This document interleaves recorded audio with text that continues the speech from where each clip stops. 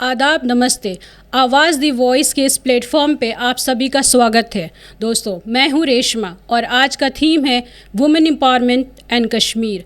आज मेरे साथ बहुत ही स्पेशल गेस्ट हैं प्रोफेसर हसीना हाशिया, जिन्होंने जामिया में लगभग 25 साल टीचिंग में सर्व किया। साथ ही वो gender disparity, women issues, women empowerment में अपनी राय बहुत बेबाकी से रखती हैं। तो मैम, आपका बहुत बहुत स्वागत है आवाज़ दी वॉइस के इस प्लेटफॉर्म पे। Thank you very much. अस्सलाम वालेकुम and very very good afternoon to everybody. Ma'am, मेरा पहला सवाल आपसे ये है कि विमेन एम्पावरमेंट से क्या मुराद है?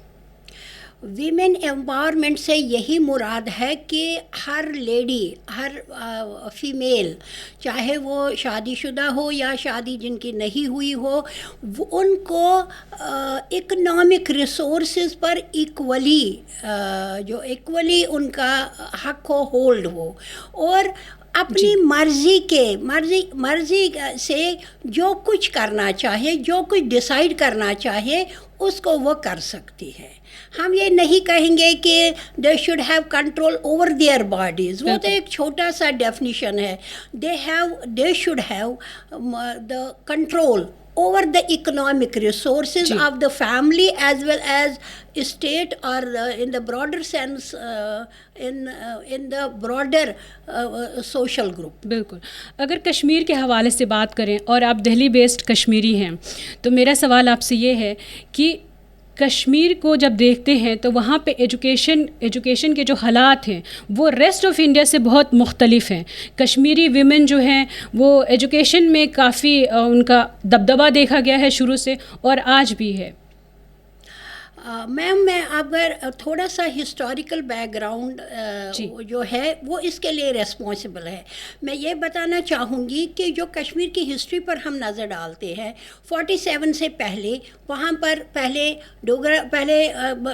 सिखों का राज था, डोगरों का राज था, तो एलियन जो गवर्नमेंट थी वहाँ काम कर रही थी, तो उससे कश्मीरी पॉपुलेशन जो वो काफ़ी सप्रेस हो गई थी।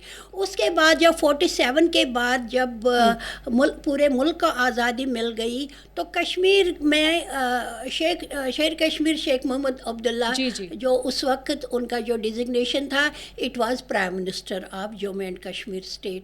तो उन्होंने बहुत सारे रिफॉर्म्स किए। We should give him credit, क्योंकि उन्होंने फीमेल एजुकेशन के लिए बहुत काम किया है।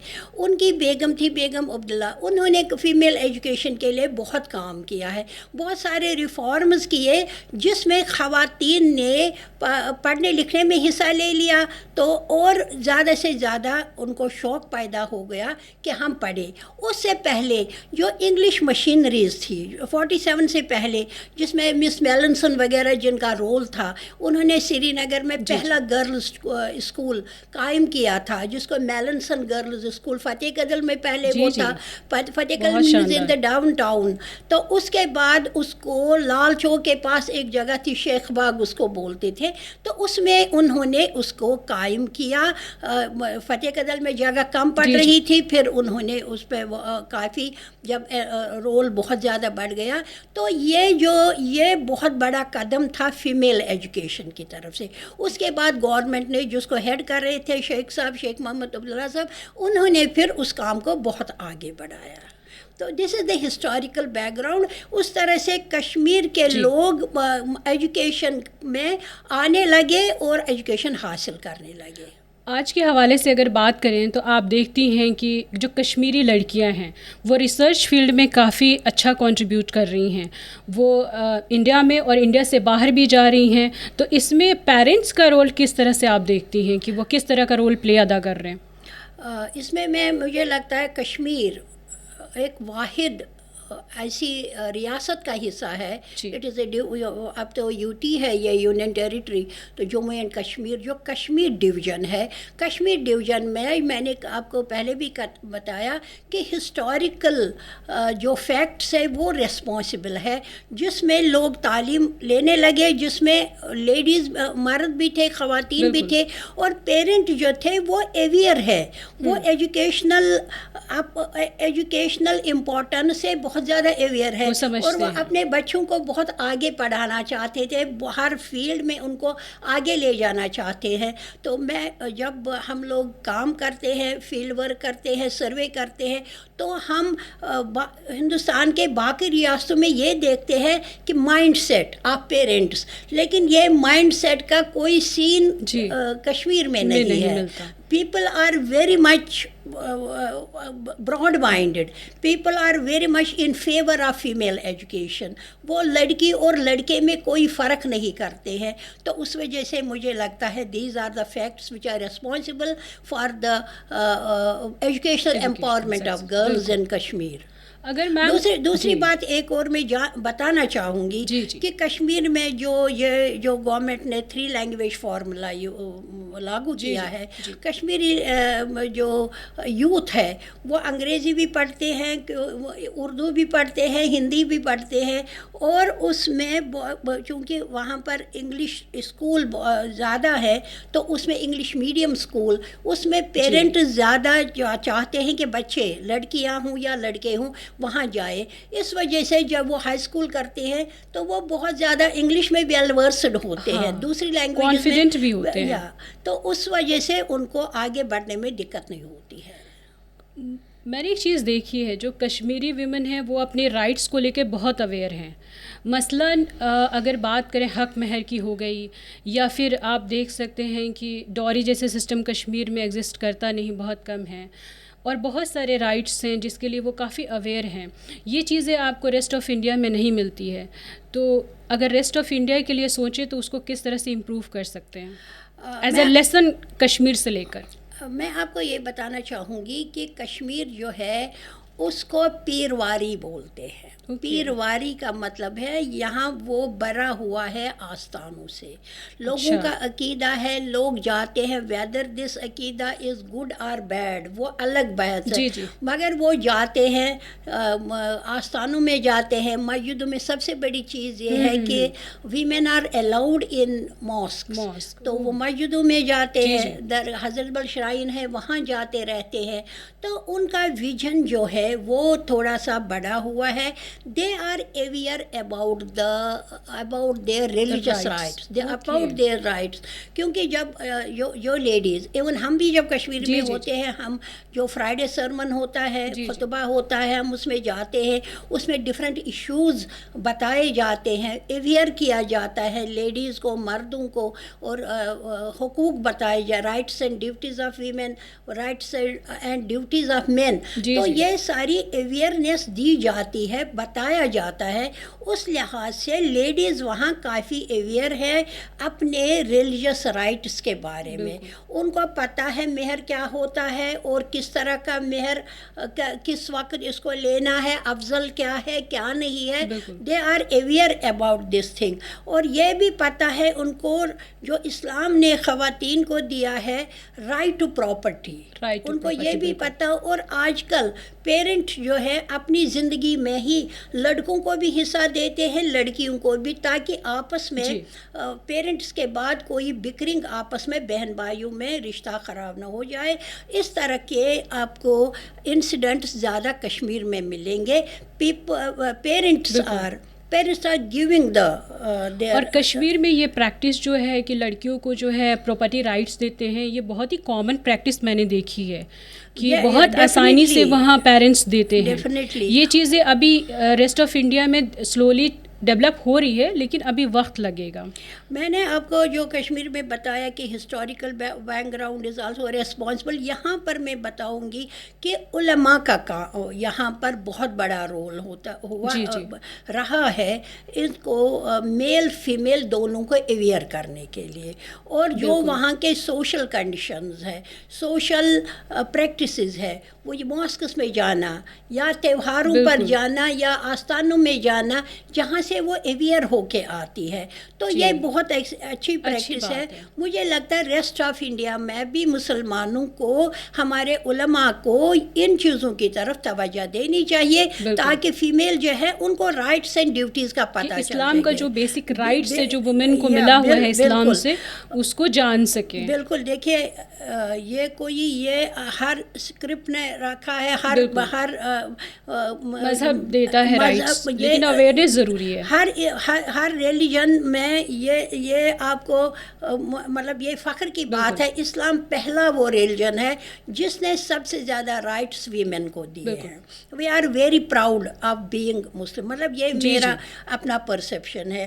تو اگر ہم یہ دیکھیں گے, لیکن اس کو عام کرنا, ہر انڈیویجول تک پہنچانا ہمارے علماء کا, ہماری دینی بہنوں کا, ہمارے این جی اوز کا کام ہے. مجھے لگتا ہے ریسٹ آف انڈیا میں بھی یہ کام ہونا چاہیے تاکہ فیمیل جو ہے کسی کے آگے ہاتھ نہ پھیلائے, وہ اپنے رائٹس کو جانے, اپنے رائٹس کو جانے. جہاں پر ان کو لگ رہا ہے ہمارا رائٹ ہے, یہاں پر اس چیز کو حاصل کرنے کی کوشش کریں گے.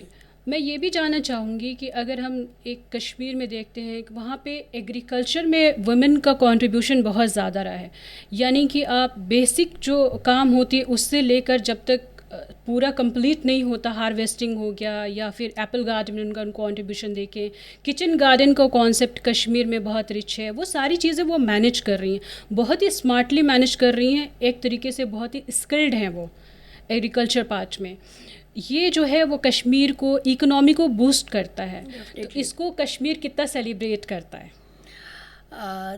دیکھیے جو ایگریکلچر ہے اس میں جو آپریشنز ہوتے ہیں ایگریکلچرل ورک میں, اس میں میل اورینٹیڈ کچھ چیزیں ہیں, فیمیل اورینٹیڈ کچھ چیزیں ہیں. میل اورینٹیڈ ہے وہ 2-3 کام ہے. The rest of the work is the women's work.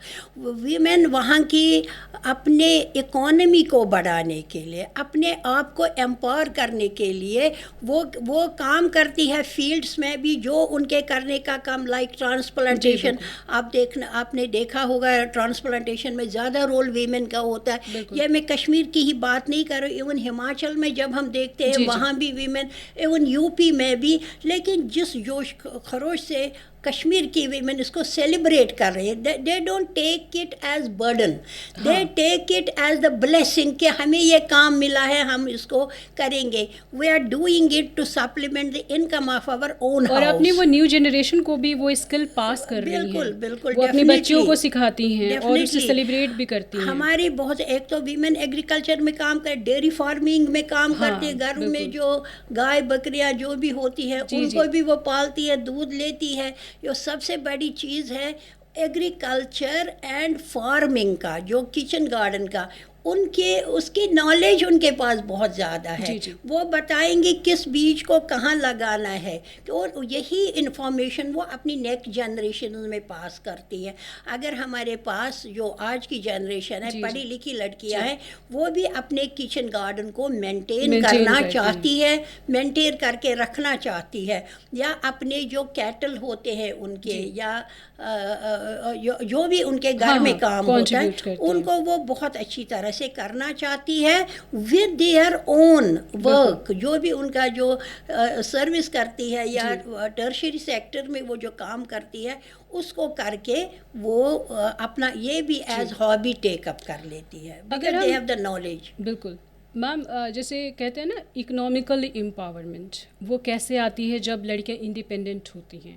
Independent ہوتی ہیں وہ ویسے کیونکہ وہ ورکنگ وومن میں آتی ہیں. کشمیر میں ورکنگ وومن کا کانسیپٹ بلکہ کہیں کہ ایک کلچر ہے, وہاں پہ عورتیں بہت زیادہ کام کرتی ہیں, ٹیچنگ فیلڈ ہو, میڈیکل فیلڈ ہو, یا بہت سارے ایسے فیلڈ ہیں, یا پھر آپ ہینڈی کرافٹ کا دیکھ سکتی ہو, اس میں کشمیری ویمن جو ہیں بہت زیادہ کنٹریبیوٹ کر رہی ہیں. تو جو وہ کشمیر میں ایک ورکنگ ویمن کا جو کلچر ہے وہ اکنامی کو اور پھر ویمن کو بہت انڈیپینڈنٹ بناتا ہے. ڈیفینیٹلی. اس میں یہ بتانا چاہوں گی, دیکھیے student of geography, we have 3 sectors. One is primary sector, another is secondary sector, and another is tertiary sector. ہمارا کام ہم جو ایڈوانسڈ یا امپاورمنٹ ہم دیکھیں گے, that is number of women should be more number of women should be in tertiary, working in tertiary sector. تو کشمیر کی بات جب ہم کرتے ہیں تو اس میں ہمیں الحمدللہ ٹرشری سیکٹر میں نمبر زیادہ ہے, more than 30-40%, جبکہ ہم ادھر انڈیا کے باقی اسٹیٹس میں it is less than 20 in tertiary sector. Primary sector میں بھی جو لوگ اپنے جو بیسک نیڈس جہاں سے ہمیں حاصل ہوتی ہے, تو پرائمری سیکٹر میں لائک فشنگ از دیئر, جہاں پر دریائے جہلم کا زیادہ فلو ہے تو وہاں پر لوگ فشنگ وغیرہ کرتے ہیں. لمبرنگ تو خیر میل ڈومینیٹڈ فیلڈ ہے تو اس میں لیڈیز زیادہ کام نہیں کر رہی ہے, لیکن ڈیرینگ میں وغیرہ اس میں ایگریکلچر میں ویمنز رول ہے. Secondary Kashmir is when we see the climatic condition, Kashmir جو ہے وہ سنگل کراپنگ ایریا ہے. سنگل کراپنگ ایریا میں پورے سال میں وہاں زیادہ تر صرف خریف کراپ اگتا ہے. ربی جو ہے ڈیو ٹو کلائمیٹک کنڈیشنز وہ بہت وہاں کم ہوتا ہے, تو فائدہ زیادہ خریف کراپ سے ہی وہاں ہوتا ہے. تو خریف کراپ میں لوگ پہلے سے پریپریشن کر کے رکھتے ہیں کیسے ہمیں کرنا ہے, جس میں لیڈیز بھی شامل ہے, اس چیز کو کرتے ہیں. اور انڈسٹریل ایریا J&K اسٹیٹ نہیں ہے, بہت کم انڈسٹری نہ ہونے کے برابر ہے, اس لیے انڈسٹریل سیکٹر وہاں ایبسنٹ ہے. لیکن cottage industries are there. Cottage جس میں شال میکنگ ہے, گبا, نمدا, یہ سب جو رگس وہاں یوز ہوتی ہے, کے کام میں بھی بہت انوالو ہیں, زری ورک, آری ورک میں وہ وہاں کشمیری وومن بہت جڑی ہوئی ہیں. اس میں وہ سارا ویمن اورینٹڈ ورک ہے جس میں خواتین اور لڑکیاں اس میں کام کرتی ہے. ہمارے پاس جو ہمارا سوشل ویلفیئر ڈپارٹمنٹ ہے, انہوں نے سینٹرز کھول رکھے ہیں پورے کشمیر میں جس میں لڑکیاں کام کر رہی ہیں اور ان کو وہاں پر وہ دے دیا جاتا ہے, ان کا جو جتنا کام کرتے ہیں ان کو وہ اسٹیپنڈ دیا جاتا ہے. تو اس طرح سے کاٹیج انڈسٹری بھی گرو کر رہی ہے. تو اور دوسری بات جو ہے جو کلائمیٹک کنڈیشنز کشمیر کے ہیں, نومبر کے بعد وہاں پر برف باری شروع ہو جاتی ہے اور لوگ انڈورز رہنا زیادہ پسند کرتے ہیں. تو آپ کو یہ بھی پتہ ہے کہ ویکیشن وہاں کم سے کم 2 months کی ہوتی ہے, 2-2.5 months کی ہوتی ہے. تو انڈورز جو رہ کے وہ اپنی کاٹیج انڈسٹری کو اس میں اچھے سے مینیج کر لیتے ہیں. اپنے گھروں کو بھی مینیج کرتے, گھر میں بیٹھ کر اگر کسی لیڈی کے مطلب جو فیملی ہوتے ہیں فیملی کا بھی کام کرتی ہے اور اپنے کام اپنا جو پیشن ہے جس کام کو وہ کرنا چاہے وہ کر سکتی ہے. تو they are managing everything properly. یہاں پہ ایک چیز کشمیر کو لے کے مجھے یہ لگتا ہے اور دیکھنے کو بھی ملتا ہے میم کہ کشمیر میں جو اسکیمس جو بھی اسکیمس اور پالیسیز آتی ہے اس سے یوتھ کو جڑنے کی بہت ضرورت ہے. اور جو اسکیمس ہے اس کو لے کر کس طرح کی اویئرنیس لائی جائے تاکہ وہ وہاں کے جو کشمیری یوتھ ہے اس کو اویل کر سکیں. ایکچولی دیکھیے ابھی جو پریزنٹ سینیریو ہے ان ایمپلائمنٹ بہت بڑھتا ہے کشمیر میں, کیونکہ ایجوکیشن زیادہ ہو رہی ہے وہاں پر, لٹریسی اینڈ ایجوکیشن ایک طرح سے بڑھ رہی ہے. دوسری طرف اتنے جاب جنریٹ نہیں ہو رہے ہیں, ان ایمپلائمنٹ بڑھتی جا رہی ہے.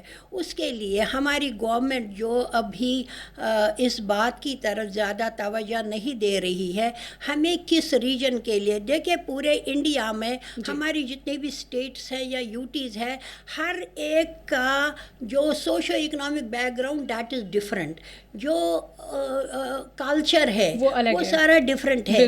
ہمیں اپنی کنڈیشنز کے اکارڈنگ جاب جنریٹ کرنے, گورنمنٹ کو چاہیے ڈفرینٹ اسکیمز ہر اسٹیٹ کے اپنے کنڈیشنز کے اکارڈنگ ان کو جنریٹ کرنا ہے, اور اس طرح سے ہر اسٹیٹ میں اسی طرح جموں کشمیر میں بھی ہر لوگوں کے نیڈس کے اکارڈنگ جاب جنریٹ کرنے ہیں تاکہ لوگوں کو فائدہ ہو جائے اور بیکار نہ بیٹھے, پڑھ لکھ کر بیکاری نہ بڑھ جائے, ان ایمپلائمنٹ میں زیادہ سے زیادہ اضافہ نہ ہو جائے. بہت ضرورت ہے اس وقت گورنمنٹ کو اس طرف توجہ دینے کی. اور اگر وہاں پہ جو میڈیا ہے, جو بھی میڈیا ہے, چاہے سوشل میڈیا ہے یا پرنٹ میڈیا ہے, اگر اس کی بات کریں تو جو کچھ چند اسکیمس وہاں چل رہی ہیں, جیسے کہ آپ کہہ سکتے ہیں کہ جموں کشمیر رورل جو ہے وہ لائیولیہڈ مشن ایک چل رہا ہے, یا پھر دا سپر 75 اسکالرشپ چل رہی ہے جس میں جو فائنینشیل ویکر سیکشن کی جو لڑکیاں ہیں یا پھر جو ایجوکیشن اویل نہیں کر پا رہی ہیں ان کو سپورٹ کرتی ہے, کوچنگ فراہم کرتی ہے. یا پھر اگر ہم بات کر لیں شکتی ون اسٹاپ مشن ہے, یہ بھی ایک سینٹر ہے, یہ جو ہے جو وائلنس افیکٹڈ ویمن ہے ان کو سپورٹ کرتی ہے, ان کو جو ہے انسٹنٹ ریلیف پرووائڈ کرنے کی کوشش کرتی ہے.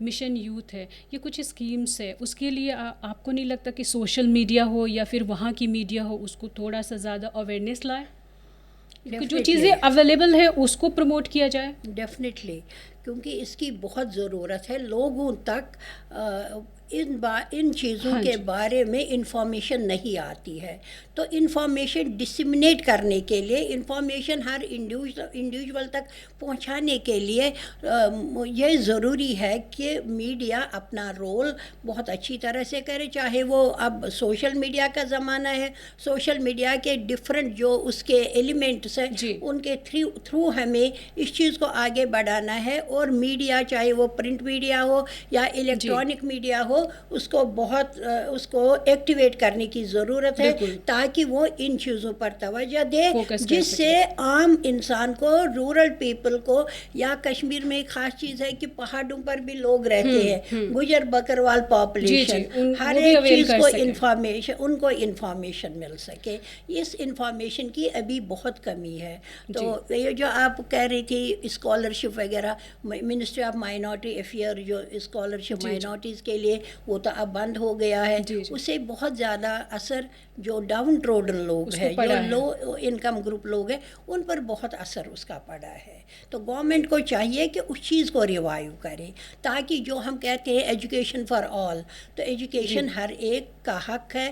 It is also our right, تو فنڈامنٹل رائٹ. تو اس چیز کو تاکہ لوگ اویل کر سکیں. دوستو, اگلے ہفتے میں پھر ایک نئے ایپیسوڈ کے ساتھ آپ کے سامنے حاضر ہوں گی. آج ہم نے بات کی وومن امپاورمنٹ اور کشمیر کے حوالے سے کہ کشمیر میں وومن جو ہے وہ کن کن فیلڈس میں بہترین رول ادا کر رہی ہیں اور کیا اسکوپس ہیں وہاں پہ اور بہترین کرنے کے لیے. میرے ساتھ آج اسٹوڈیو میں موجود تھیں حسینہ حاشیہ میم, میں ان کا تہہ دل سے بہت شکریہ ادا کرتی ہوں. اور تب تک دیکھتے رہیے آواز دی وائس. شکریہ, بہت بہت شکریہ آپ کا.